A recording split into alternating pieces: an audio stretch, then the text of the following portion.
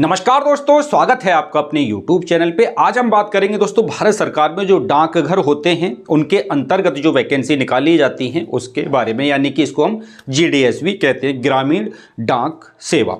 तो यहाँ पर जो टोटल वैकेंसी निकाली गई हैं दोस्तों 40,889 वैकेंसी निकाली गई हैं। वन बाई वन बात करेंगे इसमें सिलेक्शन प्रोसेस क्या रखा गया और किन लोगों को ये फॉर्म डालना चाहिए और इस वैकेंसी में दोस्तों किन लोगों का सिलेक्शन होता है, क्योंकि ये वैकेंसी आप देखते होंगे साल में एक बार आपको जरूर दिखाई देती होगी और काफी सारे पद इसमें हमें देखने को मिलते हैं। लेकिन होता दोस्तों यह है, इस वैकेंसी में सब लोगों का फायदा नहीं हो पाता। वीडियो में आगे हम इन सभी चीजों पर बात करने वाले हैं।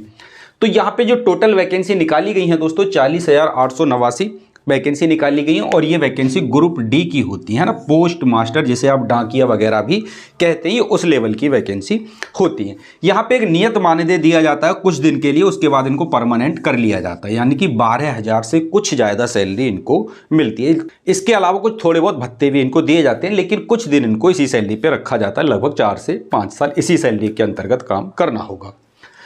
एज की अगर हम बात करें तो 18 से 40 साल का कोई भी व्यक्ति इस फॉर्म को फिल कर सकता है और एजुकेशन क्वालिफिकेशन इसमें 10th पास मांगी गई है और साथ ही साथ मांगा जाता है इसमें क्षेत्रीय लैंग्वेज का ज्ञान आपको होना चाहिए। मतलब जैसे कि आप उत्तर प्रदेश से अगर इस फॉर्म को फिल कर रहे हैं तो आपसे फिर हिंदी आनी चाहिए। जैसे महाराष्ट्र से अगर आप इस फॉर्म को फिल कर रहे हैं तो आपसे मराठी भाषा आनी चाहिए। अगर आप उत्तराखंड से फॉर्म को फिल कर रहे हैं तो आपसे जो उत्तराखंड की राष्ट्रीय मतलब जो राजकीय लैंग्वेज होती है, मतलब जो लोकल लैंग्वेज है, वो आपसे आनी जरूरी होती है। इतनी बात आपको समझ में आ जाती है, सैलरी आपको पता चल जाती है।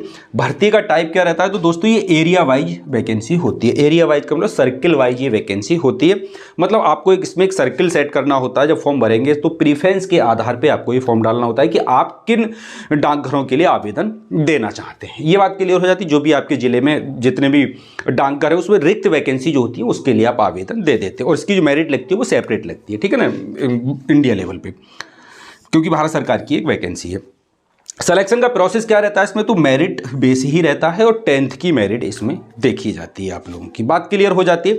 चलिए अब आ जाते हैं कुछ और सवाल पे कि सर मेरी परसेंटेज इतनी है उतनी है, क्या मुझे ये फॉर्म डालना चाहिए या फिर नहीं। तो देखिए पिछली बार ये वैकेंसी 2022 में हमको देखने को मिली थी और इसकी 7 मेरिट लिस्ट आई थी। आपको अगर ध्यान हो, अगर आपको इस वैकेंसी के बारे में सुना होगा आपने GDS की वैकेंसी के बारे में, तो आपको पता होगा टोटल 7 मेरिट लिस्ट आई थी।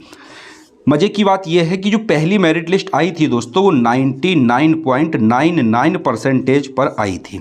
मतलब आप समझ रहे हैं 99.9% जिसके नंबर थे उसका सिलेक्शन पहली लिस्ट में किया गया था। घटते घटते 97 के आसपास रह गई थी, 97% के आसपास। मतलब 97% वाले तक 7वीं लिस्ट में आ गए थे। इतनी बात कहने का मेरा ये मतलब है यहाँ पर। तो अब आप इससे अनुमान लगा सकते हैं कि आप किस परसेंटेज पे आते हैं। तो 99 परसेंटाइल, कम परसेंटाइल नहीं परसेंटेज है ये, परसेंटाइल तो बहुत ज़्यादा हो जाएगा इतने नंबर पे, तो आप समझ के चलें। तो अगर आप समझिए यहाँ पर दोस्तों, अगर आपके 95% से नीचे नंबर हैं, 95% से नीचे नंबर हैं, तो आप इस फॉर्म को बिल्कुल भी नहीं भरेंगे। 90 प्लस से ऊपर वालों के लिए ही ये वैकेंसी है और किसी के लिए वैकेंसी नहीं है। अब आप समझ लें यहाँ पर CBSE बोर्ड वालों के कितने नंबर आते हैं, इसके अलावा ICSE बोर्ड वाले जो हैं, है ना, उनके कितने अच्छे मार्क्स आते हैं। UP बोर्ड वालों के तो इतने नंबर बहुत रेयर, और जिसके 99, 95, 98 के आसपास नंबर है, मुझे लगता नहीं है कि वो 12,000 की नौकरी में जाएगा, लेकिन फिर भी लोग जाते हैं। फिर ये मेरिट लिस्ट कहाँ से आ गई। अब सरकार को इस पर एक विचार करना चाहिए कि जो लोग UP बोर्ड से पढ़े हुए हैं या स्टेट बोर्ड से पढ़े हुए हैं जिनकी परसेंटेज इतनी नहीं है, या फिर जो 2007, 8, 9, 10 के आसपास के हाई स्कूल इंटर हैं, उस टाइम तो शिक्षा का लेवल भी थोड़ा सा अलग था और सुविधाएं भी इतनी नहीं थी कि मतलब लोग परसेंटेज बहुत ज़्यादा लें। हार्ड मार्किंग होती थी उस टाइम, जब कॉपी चेक होती थी 50-60% लाना ही भारी हो जाता था।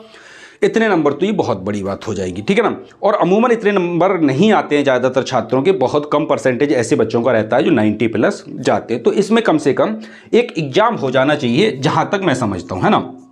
एक एग्जाम छोटा सा ले लो, जैसे कि एसएससी एमटीएस भी एक एग्जाम लेता है, नहीं लेता है, 10-12 हज़ार जैसे अभी हाल ही में वैकेंसी आई है एमटीएस की, एसएससी से जो आती हैं, तो एक छोटा सा एग्जाम उसमें करा लो आप, है ना, 100 नंबर का एक एग्जाम करा लो, एक छोटा सा इंटरव्यू रख दो अगर चाहो तो, वरना तो एक एग्जाम से मेरिट लगा दो।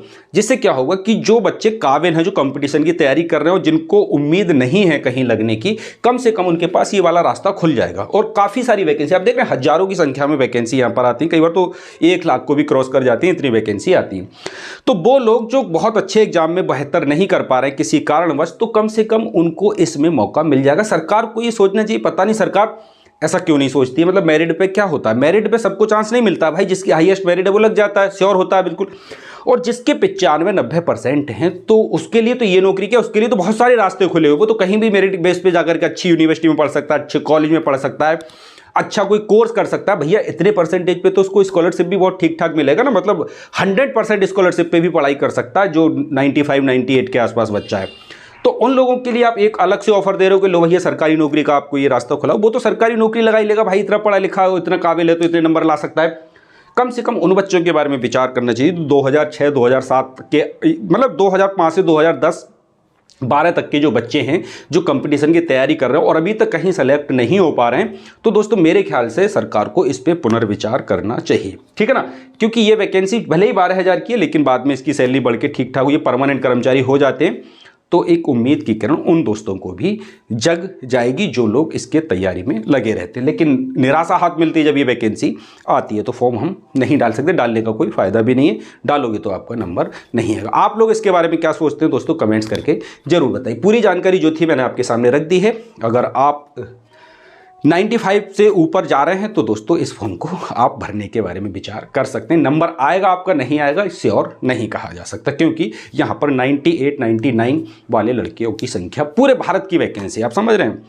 तो अगर आप क्षेत्र वाइज भी देखेंगे तो 10-20 लड़के ऐसे जरूर मिल जाते हैं जो इन वैकेंसियों को फिल कर देंगे। तो आशा करते हैं दोस्तों ये जानकारी आपको अच्छी लगी होगी, बहुत अच्छी नहीं लगी होगी, क्योंकि यहाँ पे खेल थोड़ा अलग टाइप का खेल है। मतलब एग्जाम होता तो मज़ा आता, सब लोग तैयारी करते, फॉर्म डालते और अच्छे से ये नौकरी ले सकते थे। तो मिलेंगे दोस्तों आप लोगों से एक अगली वीडियो में, तब तक के लिए जय हिंद, जय भारत।